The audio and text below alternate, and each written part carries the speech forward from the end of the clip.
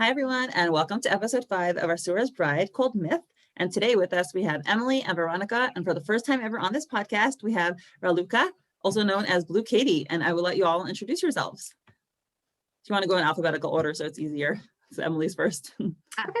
Hello, I'm Emily. I've been on the 𝗕𝗏𝗱𝗆 podcast before, but never on the Asura's Bride one, so I'm very excited.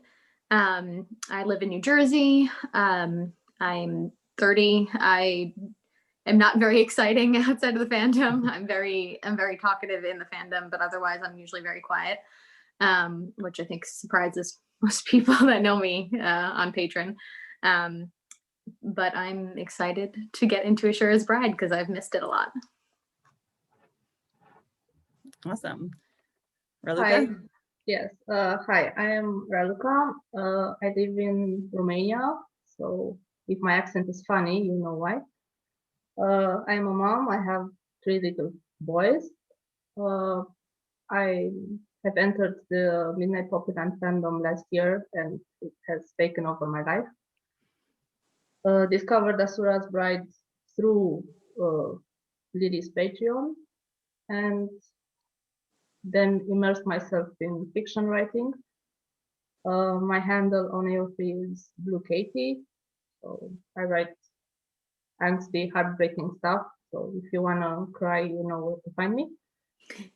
And I'm excited to be the first time on a podcast. Yeah, I'm a little nervous. And we're so excited because I was trying to convince Raluca for like forever to come on. So I'm excited she finally agreed.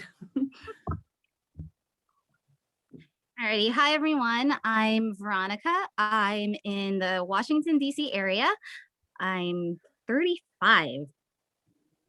Don't even feel like it, but I am. And then actually I started reading Asura's Bride before I read 𝗕𝗏𝗱𝗆. And it's what made me get into 𝗕𝗏𝗱𝗆. And then next thing I knew, I was obsessed. And so I'm really excited against this story. I've been on the podcast for 𝗕𝗏𝗱𝗆 a few times, but this is my first time doing Asura's Bride. So I'm excited. Awesome. Thank you so much. I think I used to think I read Asura's Bride first, and then like I had to stop and think about it. And I'm like, I think I found 𝗕𝗏𝗱𝗆. This is, oh my God, I feel like this makes me feel guilty, but I think I found it and it was like so early on, and I was like, oh, like I don't like, it's cute, but like I was reading other things and I was like, oh, like I'll come back to it, which like now makes me feel like I'm so obsessed. Like I did read it like originally, the original one, religiously later, but like I found it and like bounced. And then I think Lifelight like was promoting My Dear Cold-Blooded King. She was promoting Asura's Bride. And then I bounced over there and was like, oh my God, I'm absolutely obsessed. And then I went like, was simultaneously reading what was then available of 𝗕𝗏𝗱𝗆 and then Asura's Bride as it updated. I'm pretty sure that's how it went. I can't remember. I have an awful memory, but I can't believe I bounced. Yeah, happens. I mean, the podcast, the story that I just started doing a podcast on, 𝗵𝗏𝗱𝗆. So I also, like, after the second episode, I was like, I am not reading this. This is so violent. This is so gory. And then I came back to it because actually Patty recommended it. And I was like, you know, I trust Patty. You know, let me give it another chance. And then I fell in love with it. So I really love that one too. But I don't, it's a lot harder for me to keep track of all the details, the moving parts. There's so many moving parts in it that it's and also like the romance is what reread. Yeah, and the romance really pulls me in stories, and like that's obviously not a romance. Like there's sexual tension, but like there's zero actual, like, you know, there's side characters that have cute little things, but like you have to kind of imagine the romance. Yeah, you kind of have to put your own, like, you're kind of like, okay, I don't care what the authors are actually trying to do here. Like I want this in your head with that story. But I mean, it's so complicated and beautiful and emotionally complex, and so it's a mental strain. It's an additional mental strain to try to imagine stories, romance stories between the characters. Yeah, it's true. Like you already trying to figure out who does what and what's the mystery behind and who's the phantom side and whatever. And add romance would be just too much for this story. That's true. It would be too much. It also draws another kind of attention to it.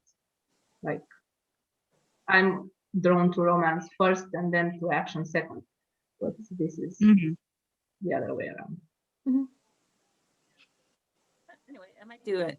That would be an interesting one to compare the main character there, the male lead there, and Tora, Qirin and Tora, because there are some similarities between them. But anyway, for another story. So let's get into Asura's Bride. Emily, you want to start us off? Okay. So like Mindy said, this is called Myth, which I really like that there are titles for these. Like in Midnight Poppyland, we don't get that. And I thought that was really cute. And we obviously see why it's called Myth in a few panels. But we start off, last episode was we're by this lake. It's actually called White Lake. There was a map at some point and it tells you what it's called. So we're at White Lake. Ulaan is resting, gave Yuwa the bow, and now she's hearing sounds. So she's, trying to shake Ulaan awake. Ulaan, something's coming, wake up. And he's dead to the world. And so we see this beautiful graphic. It's all really dark. It's nighttime, but it's really pretty because like all the colors are really vibrant. But we see this wind blowing out the last of the embers from their fire, which I have a little tidbit to jump in here. So I have, where's my book? I have this book on yokai. I have 3 actually, but this volume talks about 𝗥𝗲𝗱, which is for the picture for those people that'll watch, but there's the 𝗥𝗲𝗱 in the background and there's the guy running from them. And in here, they actually mention that the demons flee at the smell of a burning fuse. Now, this is olden time Japan, so burning fuse, I don't know if that was like a candle or what, but I liked the idea that just like a candle being snuffed out, the fire is being snuffed out, and that like last little bit of protection drops, and that's when we see her start to panic a little bit more at this sound, because everything's scarier at night without light. So Yuwa starts to panic and says, "Damn it, he's dead asleep." And then we see her kind of focus as she notices the fire goes out. Then we see a beautiful panel, obviously, of the kind of overlooking overscape that we see here with the full moon, which seems also fitting. It's full moon, scary wolf story coming up.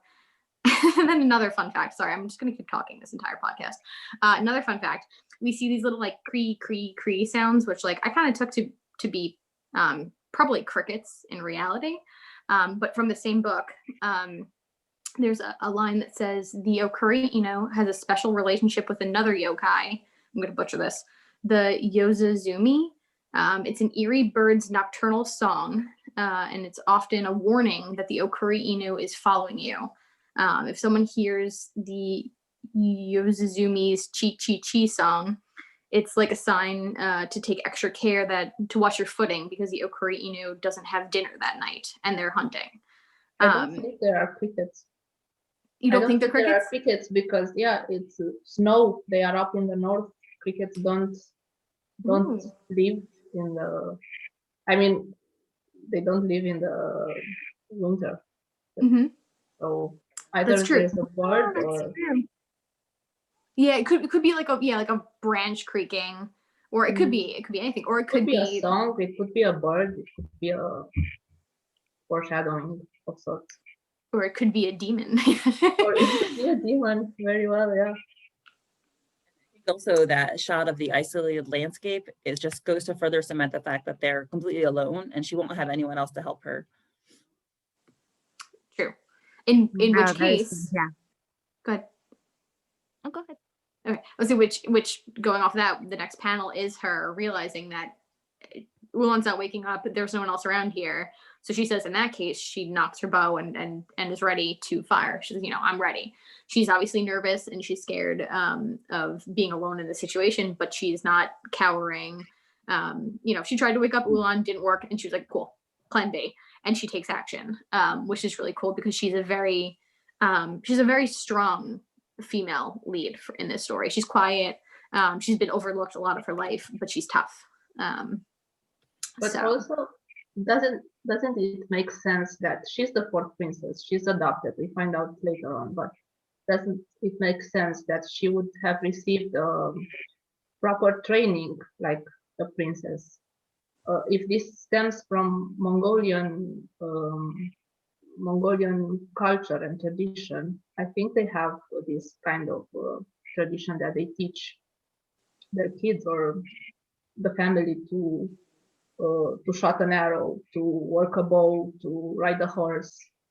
So it would make sense to me that she would be taught in the palace these kind of things.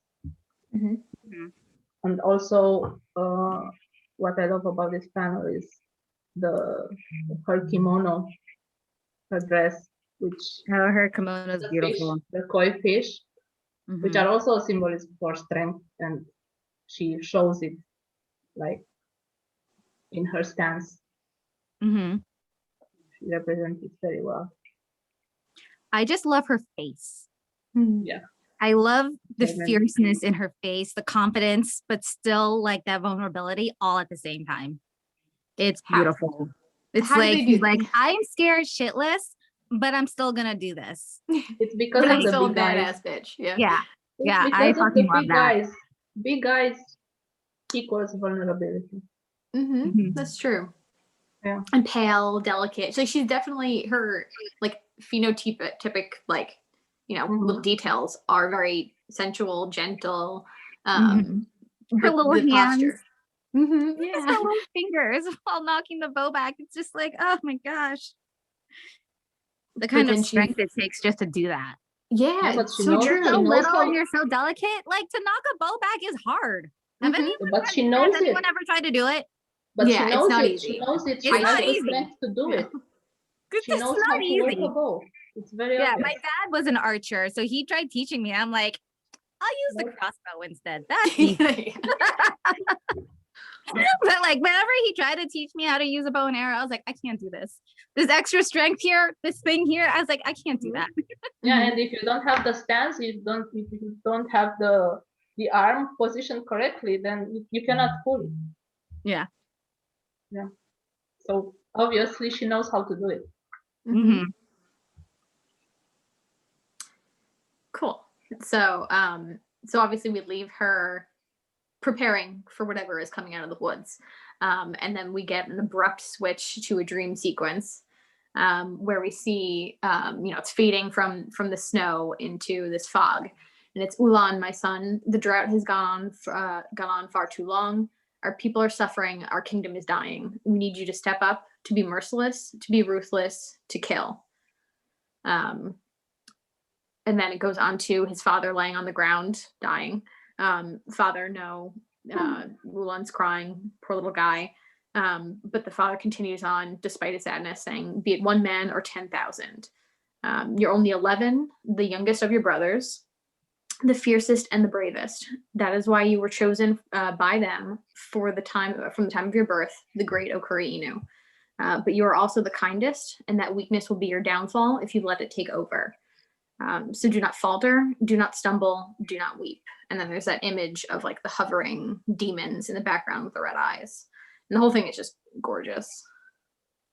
How to put that kind of pressure on an 11-year-old. That's so Which hard. I really like that because so it seems like this war is born out of necessity because it's, you know, the drought has gone on far too long. It doesn't sound like this is like them being a vengeful kingdom. It doesn't sound like they're just being assholes. Like this king is worried about his people and about, you know, it's not just him and his son. He's worried about the whole kingdom. So his father's dying wish is literally like, I need you not to be kind and I need you to put your duty ahead of yourself, even though I know you're young. And that seems like a lot of, like, that's a heavy thing for a dying man to have to think about talking. Like, it's not like, I love you, son, be happy. It's like, you need to do this. Like, you need to be strong for me because I couldn't do it. But this means what? That he wants his son to conquer other kingdoms? Or how could he end the drought? Yeah, that's why I'm not so clear about, like, I mean, honestly, it is pretty common for countries to invade other countries for their resources. But yeah, I don't know if I would then go say that it's the best, you know, makes them not immoral, but. So it depends on where the water source comes from. I mean, I think you know, so a lot of times a country that has access to water first can take it more than, you know, as it goes downstream, it lessens, obviously. So like, let's say that they're not in the mountains, they're in the north. I'm assuming it's kind of mountainous, but like a lot of times rivers will start at the top of a mountain. So if it starts in like the Eastern Kingdom and it goes down, you know, through the Eastern Kingdom and around to the Western and then up into the North area, by the time it gets to them, it's definitely possible that dams have been built, reservoirs have been made so that they're no longer getting access to the kind of water that they, you know, that they would have if they were closer to the original source. So it depends on what resources, and if they're in the north, they don't have as much farming opportunities. They're more dependent on the weather. If it's snowy and icy. So it's definitely possible that just out of necessity, they need to get different land, whether it was from a more nefarious type of situation, or if it was because they didn't have a good relationship with more evil countries that didn't want to share their own resources with the more needy. I don't know. We don't get that, unfortunately, in the story. His father is dying on the battlefield, or this is not clear as well. So he dies from injuries. We don't see if it's on the battlefield, or do we? Yes, it's on the battlefield. So he kind of took his son, his 11-year-old son, with him. He's not 11. He's just the number 11. No, he is 11. He is 11 years old. Yeah, you know, that's interesting. I thought it was like basically calling him a number, like number 4, number 5, but just saying you're 11. Which to me put him in a parallel to Yuwa, because she's called Princess Number 4 without, and you know, that's like considered disregarded. So if he's 11, then he's the, you know, so very my only argument against that, my argument for this being his age is from a storytelling standpoint, when his father says you were only 11, the youngest of your brothers, and then you giving him the duties he needs to do. I took that as he is 11 years old, because we'll see later in this comic, we see like a flashback of Yuwa, and it says that she's 11 at that age. So to me, it seemed like it was like a parallel between this is him at 11 years old versus this is how Yuwa was treated at 11 years old. But then again, we don't have an actual answer, so it's possible. Yeah, interesting. He also looks to me older than 11, just physically, but you know, yeah, I can see it. I can definitely see that age thing. He was the strongest. So. Yeah. He's a big boy. I mean, big genes definitely run in that family. They do. That's definitely true. And after so many generations. The big boys. I mean, this is Tora's face. Yeah, when I saw that, I was like, I thought it was him at first. Not Tora. I thought it was Ulaan on the floor. Oh, yeah. Strong genes, man. Yeah. I like how really drew them a bit on the feminine side. So yeah, they like these big, strong men, but they have their soft faces. Yeah, they have such soft faces. It's so easy to fall for them. Yeah. My husband called them, what did he say? Girly faces? I don't know, but he's like, how do you like these guys? How do you like Ulaan? They're such like feminine faces, Ulaan and Tora. Like, you're blind, boy. I do. I don't know. Look how pretty they are. Oh, pretty boys. That's what he called them. Yeah. I'm like, yeah, they Which are is so funny, because I don't ever go for pretty boys. Like in Not real in life, the I don't real go for pretty boys. I don't go for soft faces. No, but real life is ruined when you read this. So. Still have strong jaws, so they still have some masculine. Like it's definitely softer than Tora's look. It's not as angular. It's more round. Yeah. But yeah. She makes them more masculine by stepping some blood spatter on them. There you go. That's true. Add some gore, they'll be fine. Yeah. Give them a sword or a gun. Yeah.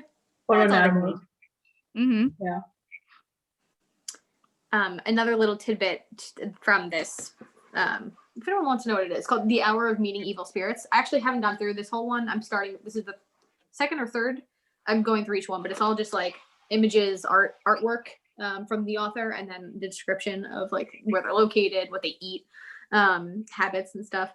But this is, I quickly ran through to get this one, but the author is called Matthew Meyer. But he's got these really pretty illustrations in them. So, but from this book, I always like the line, so do not falter, do not stumble, and do not weep. But I realized it actually it's not just pointless, like there's actually a legend behind that. The 𝗥𝗲𝗱 is somewhat of a blessing and a curse. On the one hand, if one should trip and fall, it will pounce at supernatural speed and gobble him or her up. Meaning, and they go into this in more detail. If you stumble in the forest, if you hit a branch or anything, the 𝗥𝗲𝗱 are supposed to be following you. And if you show a sign of weakness and fall, they will eat you. But on the other hand, they are so ferocious that while they are following you, no other dangerous yokai or wild animal will come close. As long as you keep your footing sure and safe, they will protect you. So it's basically like they protect the strong, and if they find someone lacking, they kill them. Which is really. This is related to episode 2 when Ulaan says to Yuwa, you don't have to run from a wild dog or something like that. That's true. Because he will pounce on you. He will follow you. Yeah. And ooh, Raluca, hold on. Like, keep talking. I think I just made another connection, but I have to I love it. check it. I just got very excited. But I think it's episode 2 you said that was, right? Yes. When he smacks the carriage door open and she pushes him and wants to run from him. And he pins her down. So episode 3 then. Did she say she's just please tell me I'm right. I want to be right. I might be wrong. Okay. I could have sworn, okay, maybe I'm wrong. Tell me what it is, I'm gonna look. So my theory was when Yuwa trips, she trips on that rock. Yeah. So she faltered in the forest, meaning she's not worthy and the 𝗥𝗲𝗱 could come eat her. But Ulaan gets down and talks to her. And I thought at one point when she was laying there, he says, get up. And I thought she said, I'm just resting or something. I thought she was being snarky. I might just be missing it, but I could have sworn she said something around like when she was like face down, being like, I'm just laying here, like I'm just resting, I'm fine. Because if you stumble and fall, but pretend you were just taking a quick rest, like you say out loud, like, wow, like I'm just very tired, and like kneel for a second and pick it up, you trick the 𝗥𝗲𝗱. Yeah, you trick them into thinking you were just resting. You didn't stumble. So I kind of liked the idea of her tricking tricking Ulaan. But I might be wrong. As we keep talking, I'm gonna look. No, you're not wrong, and it's in chapter 3 or.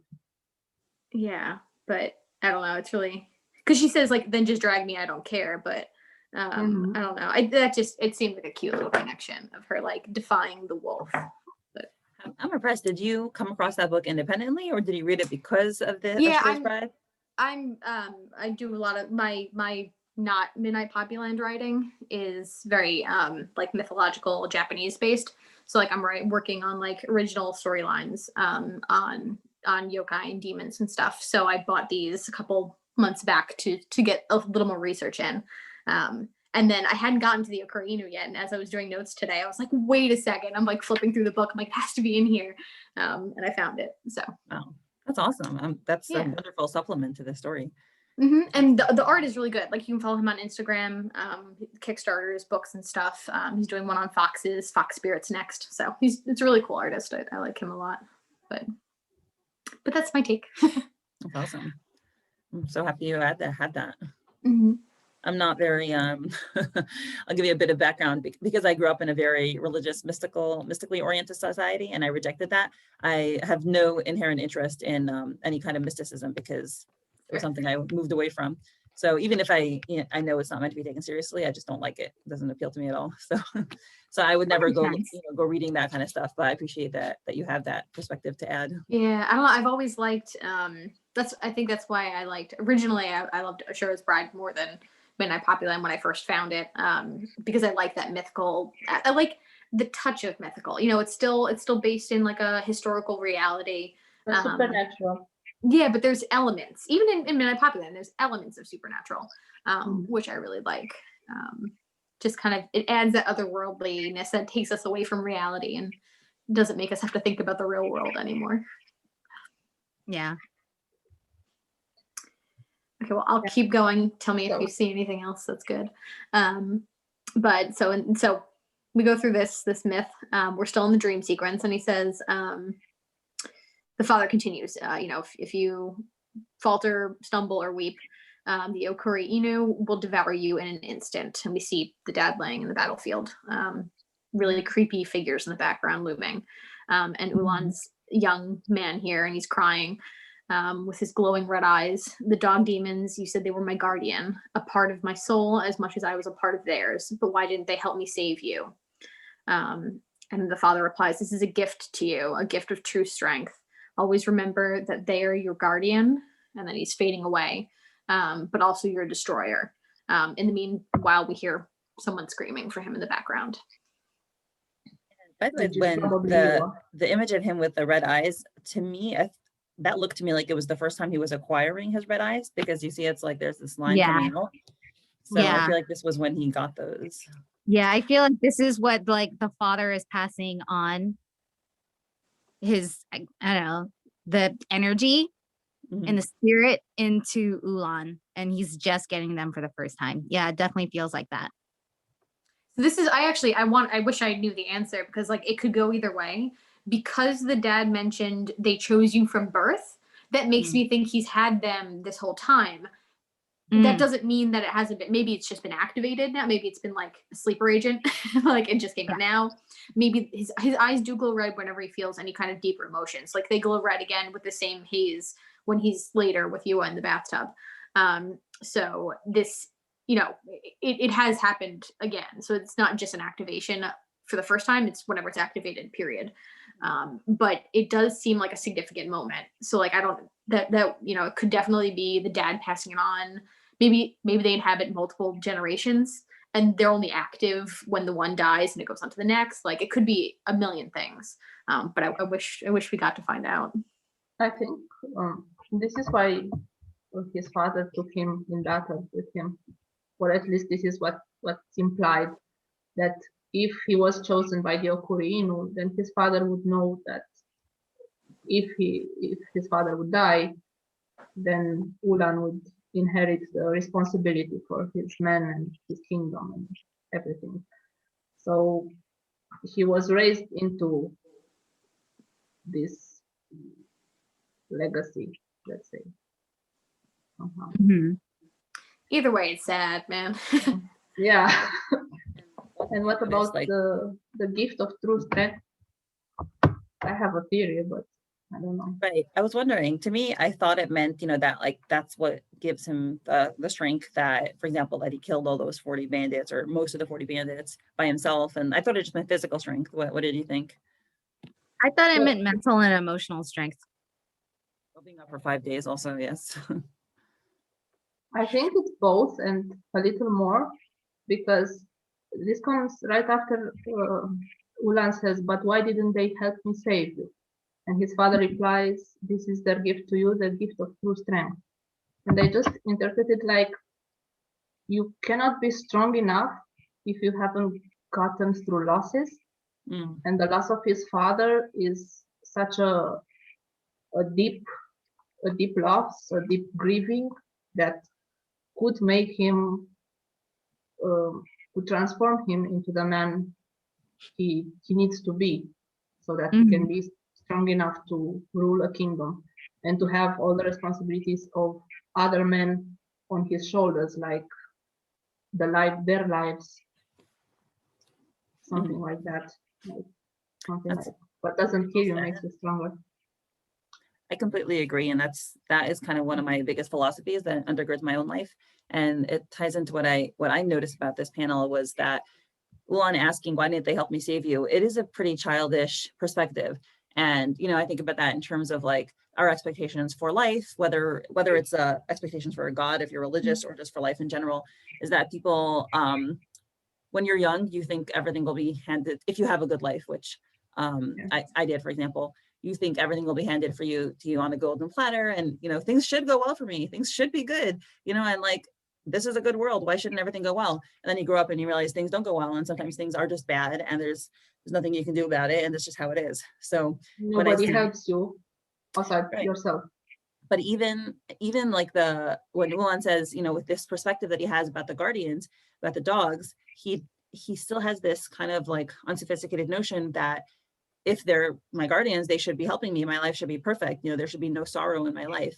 And that isn't how life goes. Even if somebody has the best intentions for you, you will still go through sorrow. Like as much as, you know, I'm a parent, for example, and this is like a, you know, pretty well used analogy, but, you know, as a parent, I don't give everything to my kids, and I don't put like a red carpet in front of my kids, because I know that's not being a good parent. That's not preparing them for life. And, you know, Ulaan still has this childish perspective that like, if somebody loves me, if somebody's my guardian, they're going to make everything good for me. Mm-hmm. Yeah. I think it goes one step deeper too, in that it's like showing his not just a child's perspective, but Ulaan's perspective. His initial thought is that this demon, he ignores kind of the darker side of it, and he just sees like, this is a benevolent spirit that's supposed to help me. And I don't think it's just the child shirking away from fear, but it's also just his good nature coming across. He sees that it has good potential, and he expects nothing but that good potential, because he expects nothing but goodness from other people. He's obviously seen a lot of bad things. He's seen war, so that's, as he's gotten older, that's obviously waned at least a little bit, but he's not jaded. We see the way he treats Yuwa, who's technically the daughter of an enemy, and he still sees a lot of good in her right off the bat. And the way his people will greet him later on in the camp, and the way he reacts with other people, and his relationship with the general, which who we don't know yet if he is his brother or not, but he still has a candid side to him, so a good side. I love that. You know, I didn't really pick up on that, so I appreciate that you said that. Yeah, just and a little deeper. Yeah.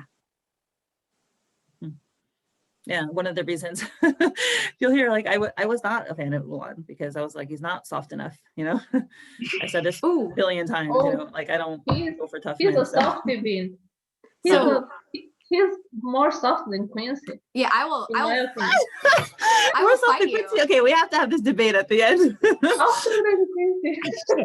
Sorry. I will fight you on that notion. I think very differently of him and Tora. But anyway, we'll do that. Yeah, we'll do that. That's the bonus question. That will be real fun. Okay. Yeah. Yeah. Can't wait for the bonus questions. Fighting words. Gotta get my gloves on. Okay. We'll keep going. But okay, so Ulaan's dreaming. Then he starts hearing his name over and over again. At first, we're kind of like, okay, is it his father fading away? But instead, it morphs into Yuwa screaming for him. So, you know, his eyes pop open, and he hears her now scream. And his first thought is father. But no, we get this panel of Yuwa being attacked by this beast, and she's screaming for help. She's holding him up, which is very impressive. Yes. Yeah. And so she's screaming, you know, hurry. It's all that bow practice, girl. It's all that bow practice. This is why she has strong hands. She does. She definitely does. And yeah, so she's doing pretty good. I mean, she's got, from that one panel, we can see at least 3 arrows at this point. 3 arrows that went into him. On her, his head too. Like in the, you know, a place where she presumably aimed at a central location. Like, it's not like on his rump or something. You're right. It's a good, yeah, she's a good mark.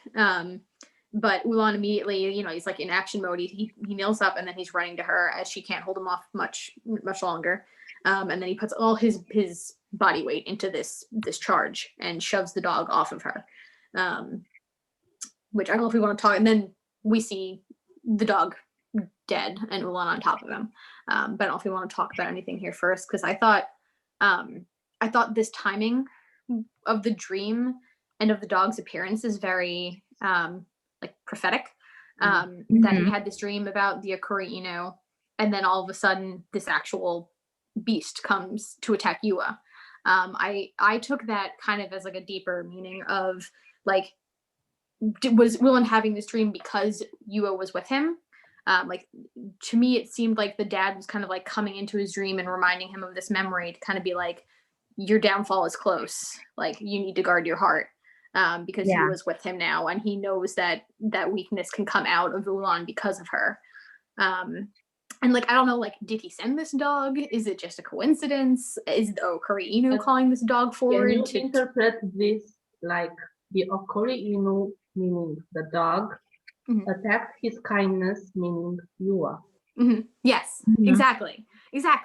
I Like definitely thought it was the what his father told you, they are guardian and destroyers, and your kindness will be your downfall. His kindness just appeared in the woods for him. Yeah. Which is the perfect embodiment of Yuwa. Yeah.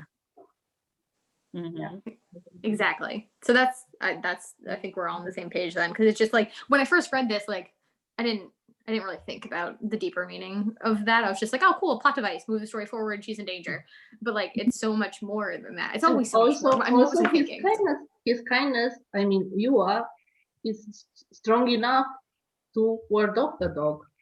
So this is another parallel with himself somehow. Yeah. So he will be strong enough to get out of 𝗥𝗲𝗱 stuff. Yeah, so I don't know if you guys noticed, I don't know how he killed the dog. I don't know if it just that blow alone was enough to finish the dog, or if there's something else that happens off screen that we don't see. But you'll see, like we'll see in the manner in which he treats the dog, it's also indicative of his kindness, even to something that was, you know, malevolent to him at this moment and threatening. I'll read these next panels then, and then we'll come back, because I think that's like through. I'll end there, and then we'll come back and talk about it, because I think that's a really big theme throughout these next ones. So we see Ulaan sitting on the dog. Yuwa's like, you know, I'm fine. You know, what is that thing? And he explains it's a 𝗥𝗲𝗱, which is a Mongolian like kind of cattle dog.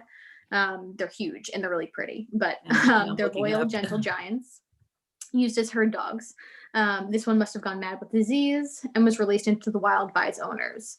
And he was like, okay, that's not a dog. That's a freaking beast. Also, by the way, like when I first read that, I was like, what, you know, now you always know the expression, you put down a rabid dog. You do not let a red dog like that out. Like, how irresponsible are you? Very irresponsible. Yeah. They were probably either too afraid of it to go near it, or felt bad because it was a pet that went nuts and they just thought it was kinder to let it go. It's not. But it's not. There's a phrase about like there's a Jewish phrase that those who have mercy on the wicked are destined to end up having being evil to the victims. Anyway, but yeah, it's like, you know, it's misplaced kindness. Anyway. Yeah. So we see more kindness, as you are going to mention in a second, where Ulaan is on top of this dog, but he says, "Rest, my brother. It was no fault of yours." And even like Yuwa is touched by this. She's in the background, nervous, but also I think touched by his gesture. He closes the dog's eyes and says, "May we meet again as equals in our next lives." So I don't know if you want to. Well, we can keep going. We can talk. There's so much. I don't know. I feel like there's so much to talk about here. I'll get through all this and then we can go back. But it says, you know, Yuwa comes up and says, "Ulaan, I lied. I've only hunted once in my life. I stopped because I couldn't bring myself to kill a living being. So I think I know your feelings right now." And Ulaan says, "Lucky you. At least one of us got to stop." Smiles at her, and then they take the beast off to bury it, where his soul may rest closer to the god and spirit realm, which is really sweet. Yeah. Yeah, there really is a lot here. So first of all, the fact that Yuwa is so emotionally intelligent and can see that he is sad that he had to kill the dog, and then he feels compassion for it. You know, first of all, she comes and puts her hand on his shoulder, just saying.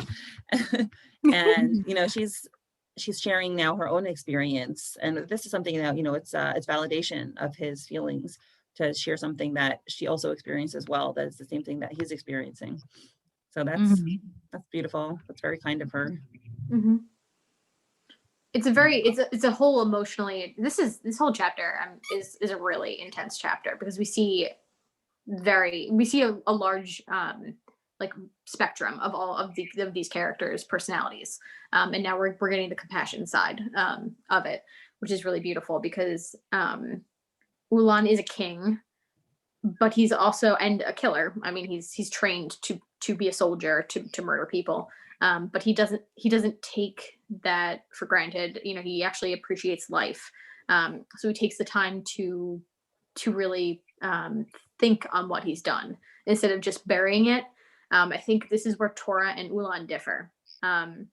I think that Ulaan feels and has wears his heart on his sleeve more than Tora does. More maybe out of, and this is a theme throughout this entire chapter, so I'll probably get into it again later.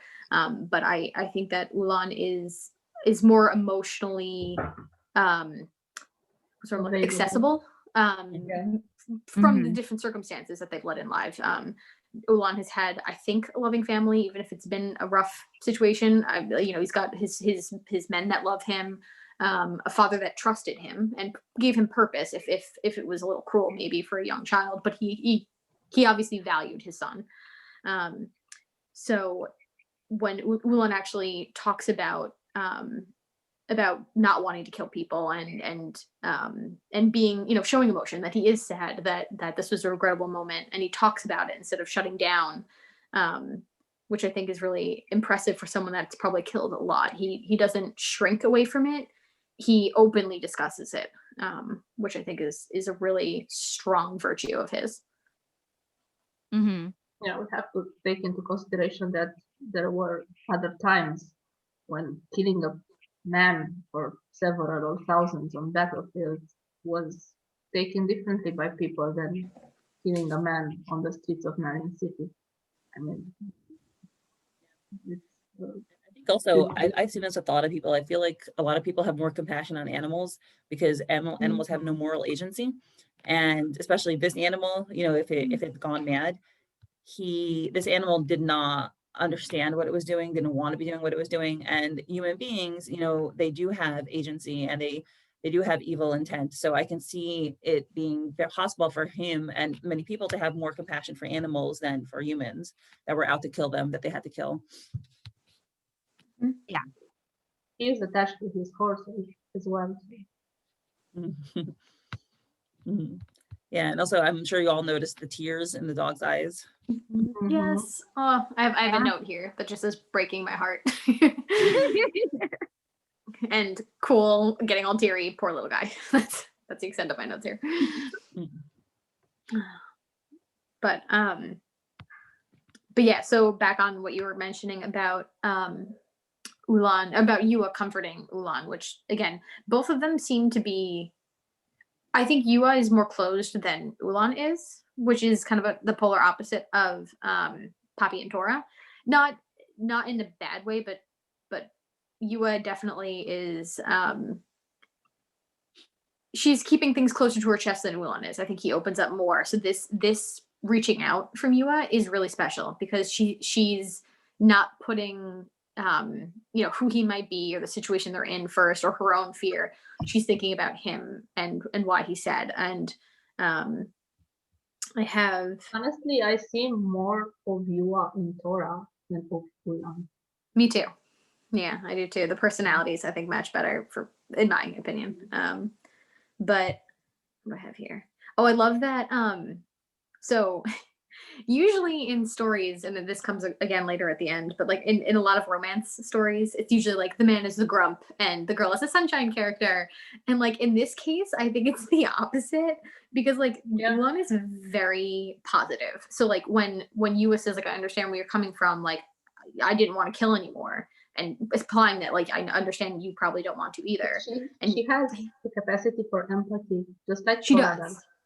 Yes, just but at the same time, when that empathy is directed to her, she deflects.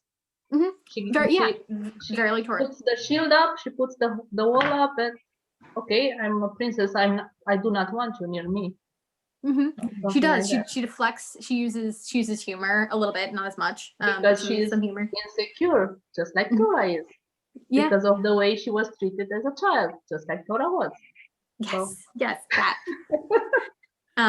And I love that this little sunshine character, Ulaan, it's not really that sunshiny, but like he kind of is.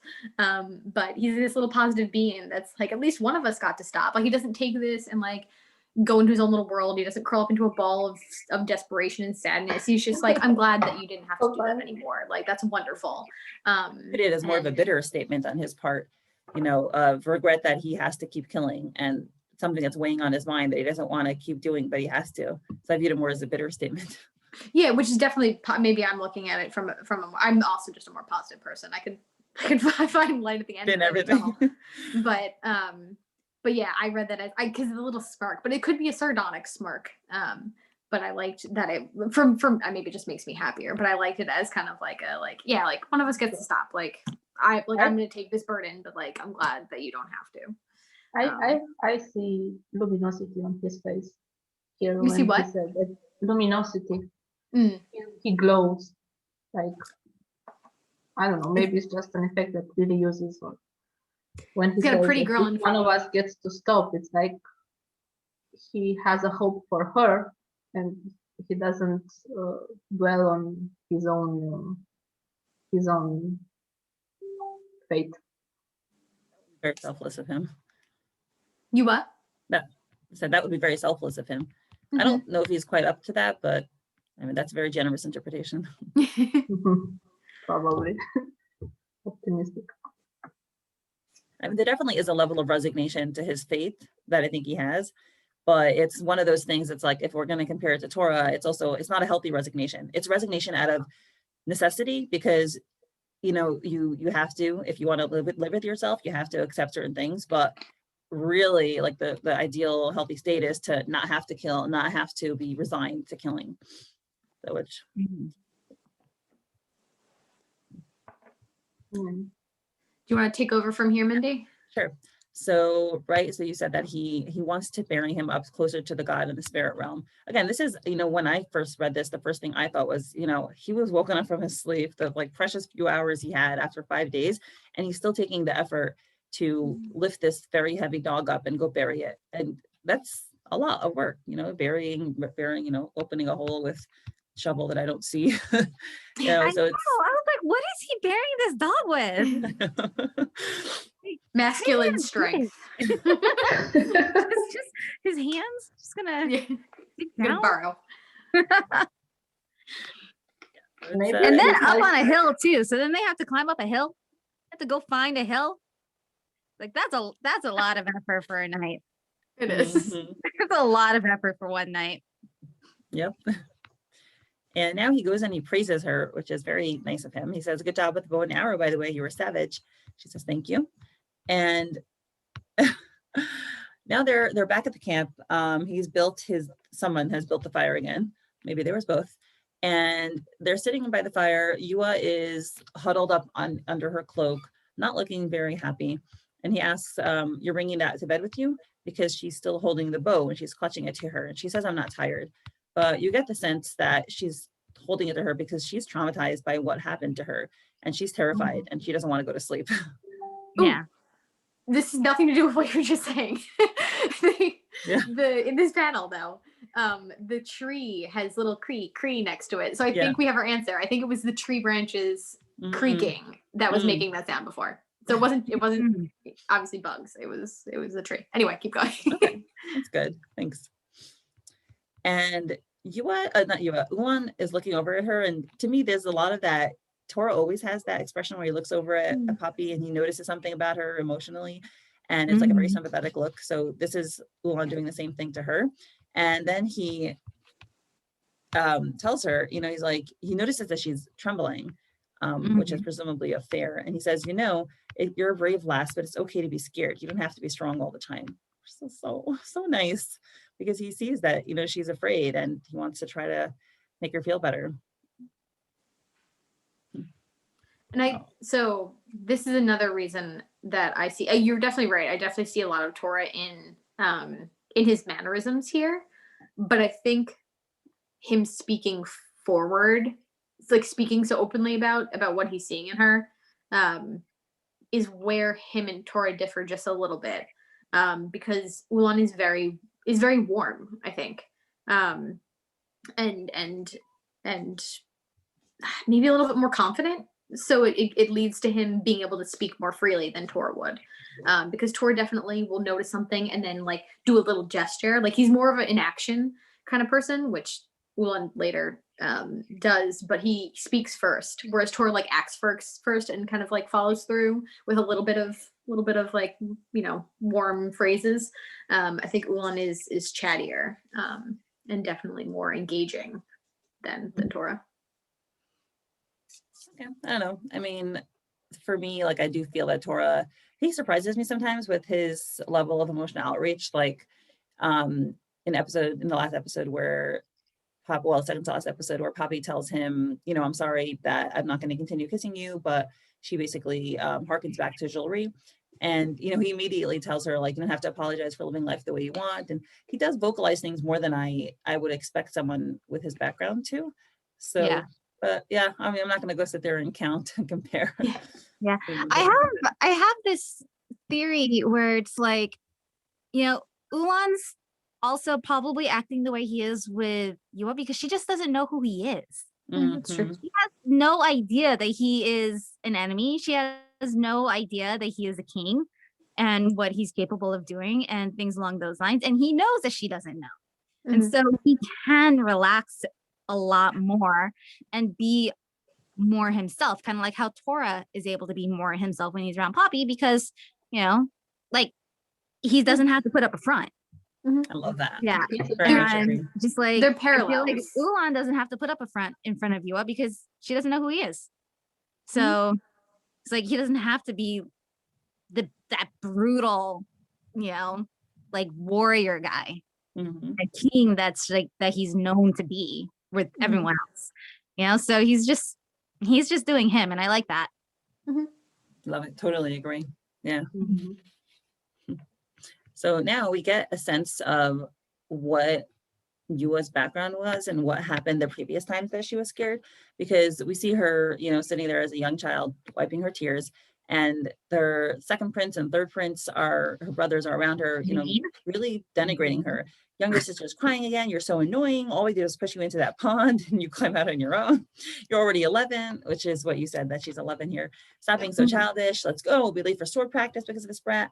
Nobody pays any attention to her, so she does have to get attention from father and mother, which that's a very telling statement that even her brothers realize that nobody pays attention to her. That's very, very sad. Mm-hmm.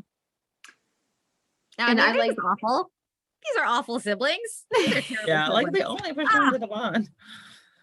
And I like, think this was a huge contrast here. So this is where I was hearkening back to the father talking to Ulaan, where he says, you know, you're only 11, but I need you to step up.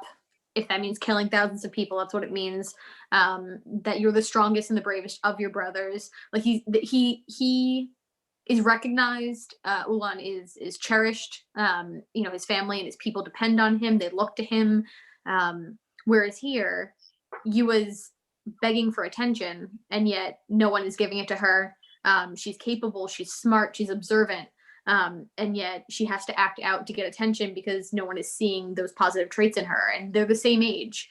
But whether it's because she's a girl or because she doesn't have some kind of outward special demons that have chosen her above everybody else, she just has, you know, human Or smarts. because she's adopted, she's not related to them, actually.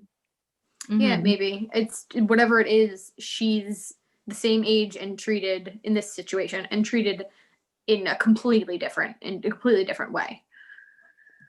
See, I don't see with this panel, I don't see her as someone that she's like seeking outside attention. I think she's simply just reacting to being bullied.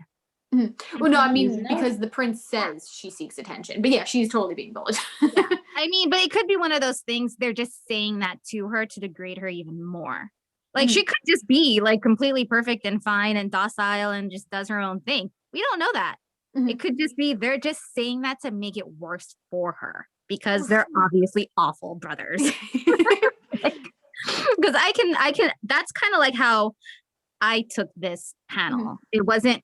Because she doesn't seem like, even with her, you know, in her adult character, she doesn't seem like the attention seeking. She's just more of the, I just got to get shit done kind of person, you know, like she had to climb out of, you know, that pond by herself. Cause she's like, no one else is going to help me.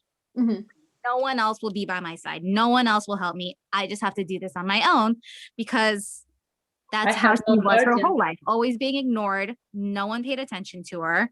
It's not necessarily that she was seeking for attention. It's just that no one's paying attention, you know? And then like for someone like, okay, so I'm child 5 of 6. So I have a lot of older siblings. And it was one of those things. I never really felt the need to like look for attention. And I always felt kind of in the background, but at the same time, I mean, I didn't grow up with awful siblings, luckily. My siblings are awesome. Mhm. But yeah, I mean, it's really easy to get lost when you're the youngest of a large family. And so you just kind of take on that role of just kind of like being used to being on the side a little Mhm. and letting everyone else just kind of do their thing. And I feel like that's her, but they're just being mean Yeah. about it. Yeah. I like that take a lot. Mm-hmm. Because you can tell like she's not an attention seeker. She's like, even in the first episode where she approaches her father, and I'm assuming like that advisor, and she's like, Mhm. I'll go and take this place. It's not because she wants the attention. It's just No. like, this shit needs to get done. Mhm. So I'm just gonna get it done. Like that's She her even mindset. says to her handmaiden, like, don't worry, like, I'll be back. Like, why are you freaking out? Like, Yeah. we're cool. Yeah, she's a fighter. Yeah. Like She I'm a is a substitute. fighter. Yeah. Yeah. I love all this. And Yeah. I this think shows that's in just how Character it is. analysis from one panel. Yeah, this shows in her next reply. I'm fine. Just Mhm. shut She's down. probably used to always saying I'm fine, based Mhm. off just being so belittled when she was little. Mm-hmm. But Yeah. he doesn't let her get away with it because he grabs her hand and brings her close to him. She's like, what are you doing? But he's, hugging her and close to himself. And he claims, he's like, oh, I'm protecting myself from you because you're pretty dangerous with that bow. And I'd rather not risk getting shot in my sleep. But, Yuwa correctly assesses that, she says, is he trying to comfort me? And you're right. He did that because he saw that she was feeling sad and scared. And he wanted to comfort her. Aw. You know what He this snuggles and reminds says, me silly of? man. You know what these That's panels cute. remind me of that episode in Tora's apartment when Oh. Poppy is At still dinner? upset from Mhm. the dinner from the previous night, Yeah. Oh. and he notices that and asks her what's wrong, and I'm fine, I'm okay. Mhm. And then he approaches like her that. and embraces her just as Ulaan does now with Yuwa. Oh, that's true. I thought of the overlook scene. I didn't even think of that one. I was thinking like when they do the similar thing where he pulls her into the side, overlooking Naren. I did not even consider that scene. That's perfect. Yeah. Yeah, Goosebumps. yeah, no, that's good. Like, oh, my heart. So cute, all of them. Yeah. Well, Poppy was used to being bullied, right, in her Mhm. childhood and young age, just as Yuwa was with her brothers and who knows who else. Mhm. Yeah. So it's the same reaction of a bullied person that internalizes everything and deals with this on her own. I'm fine. You don't have to worry about it. So Mhm. I read this too in another way. I'm coming from Mindy again. This is where I saw the difference between Ulaan and Tora again. In that I think that Ulaan is softer and more emotionally available because and warm because he pulls her in, obviously, which I have in my notes so unlike and yet so like Tora, because I think their execution of this move and their motivation for this move is very different. So while they act in the same way and they obviously have the same purpose, like they both want to help the girl. They're definitely like in this way, but I took it as Ulaan is being cheeky here. But instead of it being as an attempt to cover his own insecurities, like where Tora will fall back on a sexual innuendo or something because he's not sure, he's starting to get a little bit uncomfortable with, wherever the conversation is going or being more vulnerable or open. Instead, Ulaan sees that she's uncomfortable and he makes a joke kind of at her expense instead of Tora making one at his own expense. He says, like, you might shoot me, like, you're going to attack me, like, I'm protecting myself here. So instead, he covers her insecurities by making her feel better about her skill and herself, whereas Tora uses sexual attention and to mask his own fears. But he's bolstering. So it seems like it's very similar, but there's just like a little bit of a difference in their confidence and in how they use humor to deflect the situation because they have a different emotional baggage that they're carrying. They're both had rough lives, but one is obviously significantly more secure than the other. Interesting. Yeah, now I would want to reread it with an eye to that. That's an interesting one. Also, her bug eyes are really fucking cute. Yeah. And I have in my notes, back that ass up and move that hand a little lower, Ulaan. Well, Yeah, and he tells her to get some sleep. We have a long day of riding tomorrow. Again, the show of concern. And she snuggles closer. She says, "Silly man," and she falls asleep. She's secure. She takes it. She can relax in his arms, which is nice. But Yeah. Ulaan cannot, because a few hours later, he's still lying there, and he's like, "Fuck," and she's sleeping. He's still wide awake, and he's like sweating bullets, and he's like, "This is the toughest thing I've ever done in my life." Which it's still funny, no matter how many times. It'll never not be funny. It'll always be funny because I'm pretty sure every guy can relate to that. Yeah. Like, yeah, I would have just rolled away from her if because I don't know. I mean, maybe I'm very much an adult, so I'm like, I want to sleep. Yeah. I like that. I can parallel it to the same episode when Poppy straddles him. So, right. Like the same reaction and the same level of discomfort. Yeah, except Yuwa is not feeling anything because she's sleeping. But I'm pretty sure she's Well, we awake. don't know that. that's Okay. true. Be awake True. and pretending. Yeah, the little Z's could be faking it. Yeah. We're so one-track minded. Let's just say that.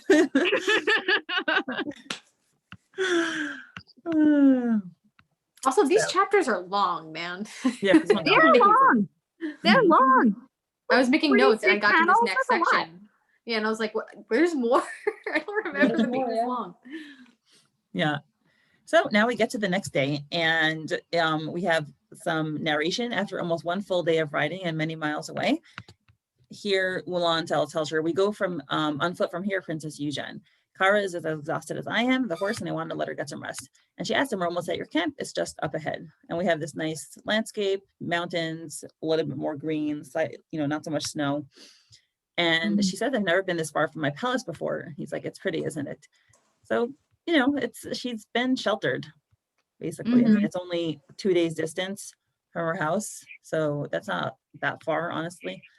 So Also, fun fact, Mhm. Kara means dark or black in Mongolian. So his horse's name is essentially Blackie, which is really freaking cute. He's like, big war man rides Blackie. The big black stallion. Yeah. So Yeah. cute. Right, and we have the typical contrast. Yuwa is all in white and he's in dark colors. So especially if his horse is named Black, then it's True. more of a contrast. Which is, again, the classic. We've always had that with Tora wearing dark colors and Poppy wearing bright colors, and she's in the light. So another reflection over here. And we hear her thoughts. She's thinking that I give up trying to probe. You'll find out soon enough is all he'll tell me. But according to my lessons, it looks like we're in the Western region now, which at least she does have, she did have geography lessons, and she's keeping track. She's trying to keep her bearings. She's not turning her mind off. She's sneaky and smart. Yeah. And now she's wondering, does that mean that he's an ally? Again, because she is really fearful of, her safety and where she's going to end up. And she asks him, can I keep that bow and arrow? Possibly because maybe she's worried she'll have to use it. Yeah. And, he responds back with a joke. He's like, keep it as a memento of your encounter with Ulaan the Great. And she's like, Ulaan the Great egomaniac, you mean? That's a very bantery moment. And he laughs. They're so cute. Yeah. I love I it. like that he laughs just like Tora. Mm-hmm. They Yeah. have little crinkly eyes and still smile. They're cute. Their banter is really is very, very similar to Poppy and Tora. Like it's very like It's very Easy. Lily trademark. that's what I literally Yeah. exactly. Yeah. It's Lily trademark snark. I wonder and, if like, that's how her and her husband talk to each other. I don't wanna go into that. yeah. Really. Lucas like, let me thirst in peace, please. Nope.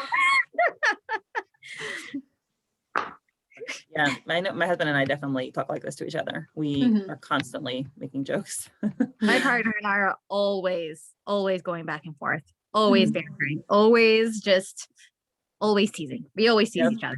That's like majority of our relationship. It's just teasing. It's sturdy. I like it. Hmm. Mhm. Yeah, because his life is so serious. Like he's dark and moody and serious. I'm just like, why? Why? Explain, please. Like, please explain. Why are you mad at that toaster right now? I don't even understand. Sometimes he gets so mad and I just laugh at him because I'm just like, did you really just get that mad at your phone?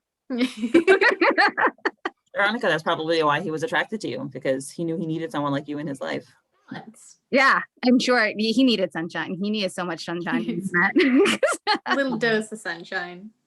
Yeah, I mean, he's exactly. I mean, he really is. I mean, you met him, Mindy. Like, Mhm, yeah. I'm surprised he wasn't wearing black that day. That's all he ever wears. He's like 50 Shades of Black. Like even my niece, she drew a portrait of her and Scott, Aw. and when she was like 3, it was adorable. They were just triangle stick figure things, but she made sure to draw. She's like, wait, I need a black marker, and so to draw his jeans and his dock boots, Oh, that's so cute. and she's pink. That's so funny. So cute. Yeah, We love broody men. What can we say? it's a thing. It's a trope that's real life too. Like this. Yeah, mine is anti-fiction, very eyes straight ahead. Right? Yeah, and I'm like, how do you live? How do you just live in read the real world? nonfiction all day? Yeah. He just reads nonfiction books and historical books, which is fine. Like I get that bit, but then it's like, where's your imagination? Non-existent. Mhm. Absolutely non-existent. Yeah. That's funny. So anyway, Ulaan is showing his soft side here again, because he grabs her and she's like, hey, and he's like, relax, I'm just keeping you warm. You're cold, aren't you? I felt you shivering on your way here, which is, I wonder if it's like him grabbing the last physical touch of Yuwa before he'll be at the camp, and he thinks he won't be able to anymore. And she's like, well, it's even colder out here than back in the forest. I'm not garbed in cold-proof leather, unlike you. She's grumbling. So this is where we see that sunshine grump switch. Like he's super sunshiny. He's going home. He's bringing this girl home with him. Like he's all like flowers, and she's just like, it's cold. I'm not like dressed like you are. And she's like pouting and being cranky, and like he's still like smiling and laughing at her and teasing, which is just like so adorable. I'm not used to that dynamic. Mm-hmm. Yeah. And he's like, haha, your esteemed family hasn't been feeding you enough, little girl. And he's laughing. And she now is looking up at him and asking him a serious question. She's like, Ulaan. And she says, what happened with your troops? Why were you alone? I mean, I'm no expert on warfare, but, and then he cuts her off and he's like, oh, I wouldn't expect a little girl like you to be an expert on warfare, which I think also is, again, a way of his not answering the question and by teasing her. I guess he doesn't want to answer. And it has the intended effect, because she gets angry and she's like, what exactly do you mean by that? And then he says, women are meant to be cherished and protected while their man is out at war fighting for them. And he's also squeezing her and she's like, ow, ow. He's like, really? Do you think so? Which I think she reacted that way with a little bit of hesitation, because she's wondering if he's talking about her and if he wants to cherish her. That's what I think. Do you think that? Yeah. Yeah, I mean, his arms around her. It's kind of hard to ignore that implication. But he dashes her hopes and he's like, nah, that's what my troops are always telling me. Women can come and go as they please in my life. I don't care. So he's really not giving her the answer she wants to hear. And he even is aware of that. And he's teasing her. He's like, why do you ask? Are you standing me out as a potential? And she's like, oh, I should have known. So in her brain, she's like, oh, oh, well, I was hoping, but I shouldn't have. But of course she denies that. And she's like, don't be shameless. I'm just curious. Denying the fact that she was expressing. I'm just loving how he plants ideas in her head. Yes, you're right. He's being sneaky. He's flirting here. He's 100% flirting here in like the subtlest way. Now she's just talking about it. Now she's like, but isn't it nice to go home with that person? Like she wasn't thinking about that at all. She was just trying to figure out where his soldiers were, why he was by himself, and now he was just being a little spy, which she is being a little spy actually. But like and he's not falling for it. Well, he kind of is. So I have like a lot of notes on this section, but just those 2 panels, because I thought this was a really complex interaction because it has details of like each of their personalities and each of their purposes. So like she's trying to fish for information. He's noticing that she's fishing for information, so he deflects with like this like macho man, you know, like little girls don't know warfare, but like at the same time he's like, you're asking a lot of questions, like maybe you do. And so he deflects with this cute little line, and then he goes into basically a Tora move. He goes into like sexual tension, fluster, evasive maneuvers of like a cute little like, like I'm gonna get flirty and fluster you, and it 100% works because she's like, is he being cute? Oh no, he's not. He's being a jerk. But like, what if do I like him being cute? Do I want him to be cute? And like, all of her questions are completely out of her brain because she's what I say, she's dickmatized. She's not hypnotized. She wants the D. So she's completely forgetting about her purpose of finding out more information.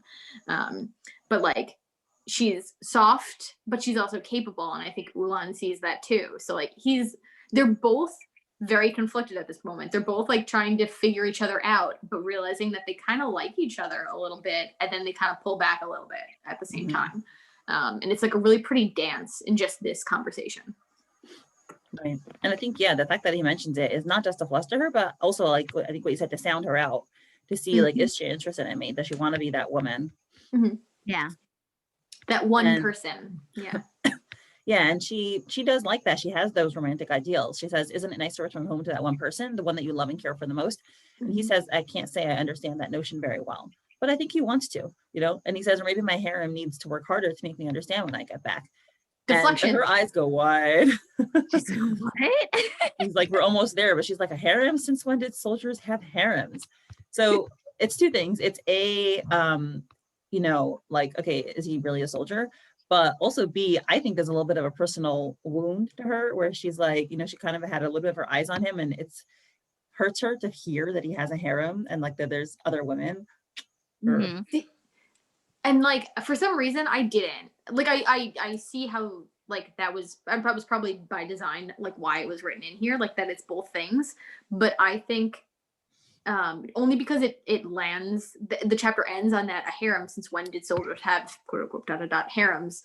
I thought that the bigger part of that delivery was like a wait a second, and like this is the moment where she's just like, she was just thinking maybe he's an ally, and all of a sudden she's like, wait, camp in the was it western or eastern? They're not in the north, like he's camped out in a place that's not a kingdom that he belongs.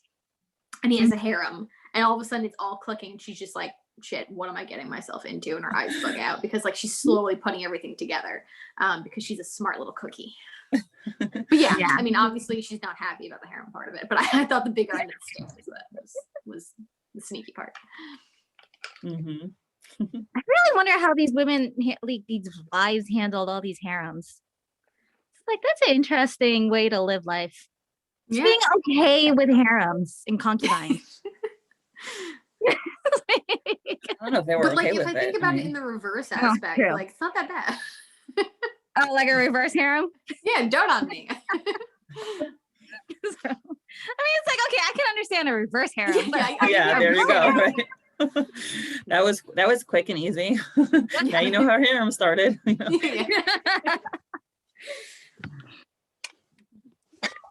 So that was a good cliffhanger.